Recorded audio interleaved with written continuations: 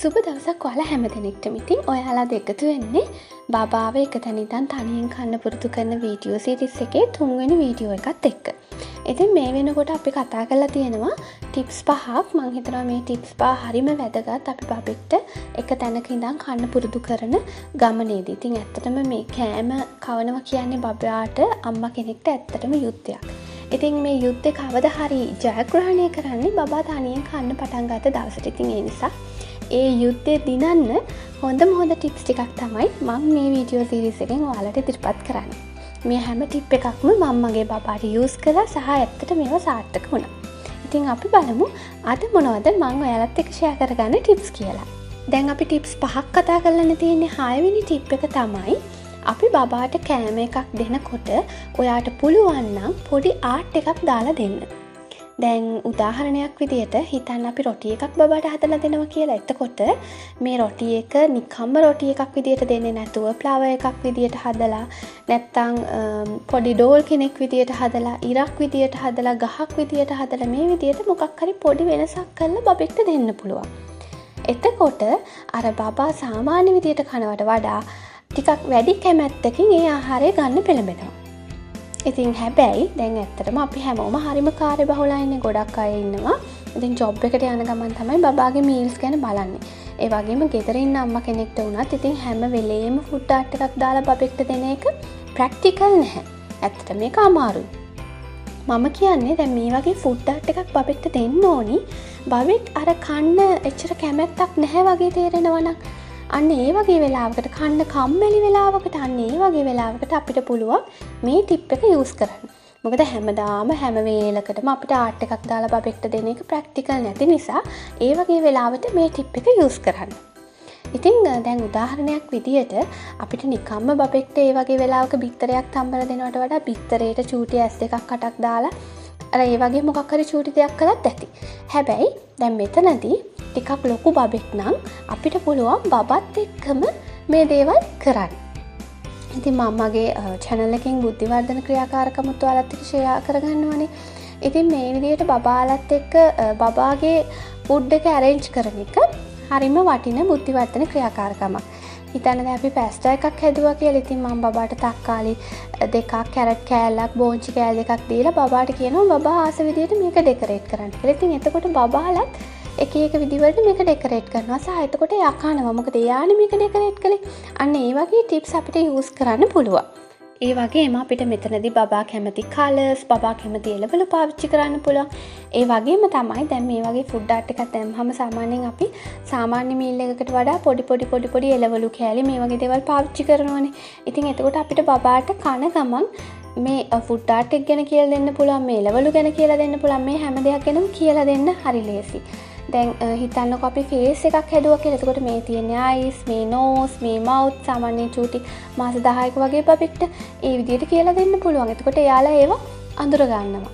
ඉතින් අර අන්න ඒ වගේ වෙනස් දේවල් යූස් කළොත් එකම ටිප්ස් යූස් කරාත් බබා කන්නේ නැහැ. අර අපි අවස්ථාවට ගැලපෙන විදිහට ටිප්ස් චේන්ජ් කරලා බබාව ඇට්‍රැක්ට් කරලා තියාගන්න try කරන්න ඕනේ. ඉතින් මේ ෆුඩ් ආර්ට් නම් දැන් ඉන්ටර්නෙට් එකේ ඕනේ තරම් අපිට හොයාගන්න පුළුවන්. ඉතින් ඔයාලත් පොඩ්ඩක් ඒක සර්ච් කරලා බලන්න. හරිම ලේසියෙන් අපිට බබාව මේ ක්‍රමේ පාවිච්චි කරලා ඇට්‍රැක්ට් කරගන්න පුළුවන්. 7 වෙනි ටිප් එක තමයි අපි බබාට තනියෙන් කෑම කන්න දෙනකොට රසවල් වෙනස් කරන්න ඕනි. අපි හැම වෙලේම ඩිෆරන්ට් ටේස්ට් බබාට යූස් කරන්න ඕනි. දැන් උදාහරණයක් විදියට අපි හිතන්න අපි උදේ දුන්නේ බබාට කිරිබත් මුං ඇටත් එක්ක. එතකොට ඒක වෙනම ටේස්ට් එකක්. එතකොට අපි දවල්ට බබාට කරිස් එක්ක බත් නැත්නම් ෆ්‍රයිඩ් රයිස් එකක් වගේ දෙනවා.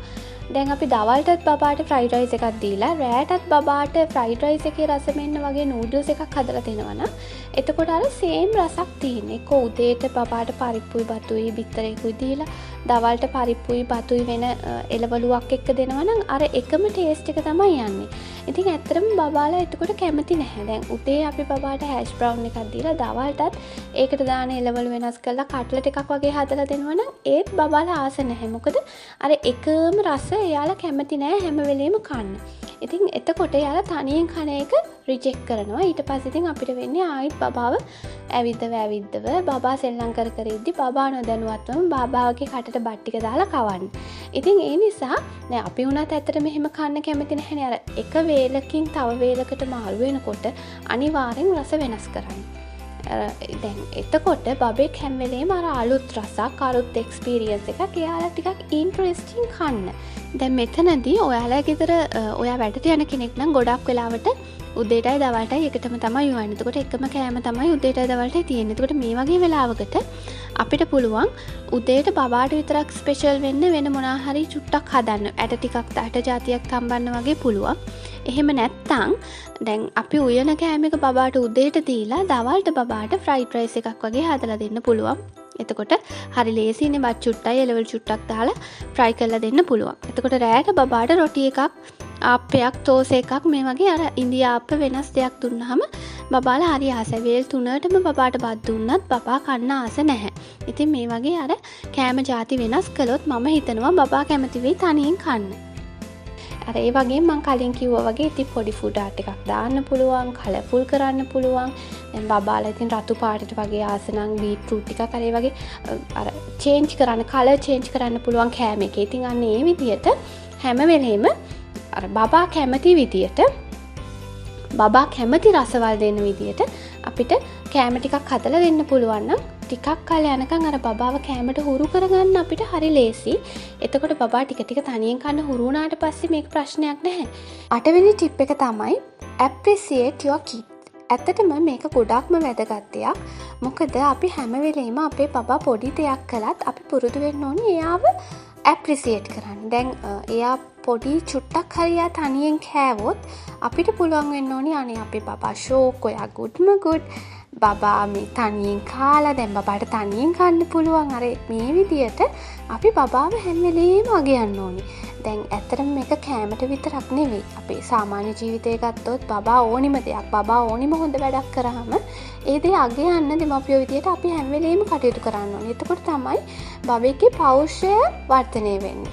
එතකොට තමයි එයා බය නැතුව ඕනි දෙයක් කරන්න පුරුදු වෙන්නේ. මොකද එයා දන්නවා ඒක හොඳ වැඩක් සහ ඒක කරාම එයාට අගය කිරීමක් ලැබෙනවා කියන එක. අන්න ඒක තමයි අපි දැන් මෙතෙන්ටත් යූස් කරන්නේ.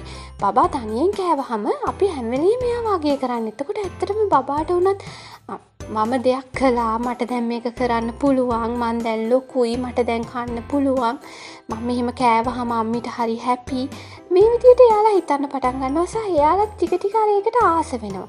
ඉතින් ඔයාලා මේක කරලා බලන්න දවස් 2-3ක් එක දිගට කරලා බලන්න. ඇත්තටම මේක හරි සාර්ථක ක්‍රමයක්. මොකද අපි පුරුදු කරන්න කියන්නේ අපි බබාව පුරුදු කරන්න ඕනි මේ තනියෙන් කන්න. එතකොට ඒක එයාගේ හිතට දෙන්න ඕනි. එයාගේ හිතෙන්ම මේකට ආසාවක් ඇති කරන්න ඕනි. අන්න එතකොට තමයි අර අපේ බල කිරීමකින් තොරව බබාලා ඒ දේ කරන්න නිකම්ම හුරු වෙන්නේ. ඉතින් මේකත් ගොඩක් හොඳ ටිප් එකක් සහ සාර්ථක ක්‍රමයක්. ඉතින් මේ ටිප්ස් ටික තමයි අද මම වීඩියෝ එකකින් කතා කරන්නේ. තවත් විශේෂ අපි කරන්න අවශ්‍යම ටිප්ස් කිහිපයක් තියෙනවා. ඉතින් මම ඒ ටික ඊගාව වීඩියෝ එකෙන් ඔයාලට අරගෙන එනවා. ඉක්මනට මම අප්ලෝඩ් කරන්න පොරොන්දු වෙනවා. ඉතින් ආදරෙන් ආරාධනා කරනවා අපිත් එක්ක එකතු වෙන්න, අපිව subscribe කරන්න, ඒ වගේම bell button එකත් click කරන්න. ඊගාව වීඩියෝ එකත් එක්ක ඉක්මනට ඔයාලව හමු වෙන්න. සුබ දවසක් ඔයාලා හැමදෙනෙක්ටම.